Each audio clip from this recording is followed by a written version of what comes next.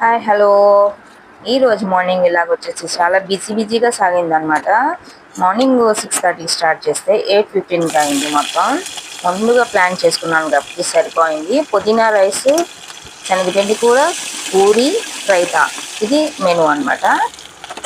పుదీనా rice carrot paste చేసేసాను. ఇలా గబగబా కుక్కర్లో పెట్టేశాను అనమాట. ఒక గ్లాస్ రైస్కి శుభ్రంగా 2 గ్లాసులు నీళ్ళు వేసుకొని క్యారెట్ ముక్కలు వేసుకొని మసాలాలని మీకు తెలుసు కాబట్టి అలా వేసేసాను. ఇట్లాగే శనగపిండి కూర తయారు చేసేసుకున్నాను. ఉల్లిపాయలు కట్ వేసేసేసుకొని అలాగే శనగపిండి శుభ్రంగా నీళ్ళలో కలిపేసేసుకొని ఉప్పు వేసుకొని తగినంత శనగపిండి కూర రెడీ చేసేసుకున్నాను అనమాట. ఈ లోపల రైతాకి నేను ఉల్లిపాయలు కట్ చేసేసుకున్నాను. రైతాకు వచ్చేసేసి కీర, ఉల్లిపాయ ముక్కలు, ఉప్పు కలిపేసి పక్కన పెట్టేశాను అనమాట.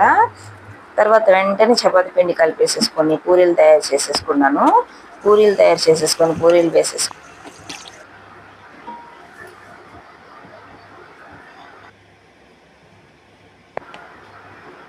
వేడివేడి పూరీలు మా అబ్బాయికి ఇచ్చేసాను అనమాట.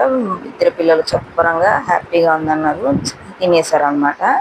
వెంటనే నేను క్యారేజ్ తయారు చేసేసాను. క్యారేజ్ వచ్చేసి పుదీనా రైస్, రైతా తయారు చేసేసాను.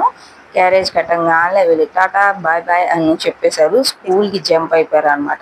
నా పని ఒక పని అయ్యింది.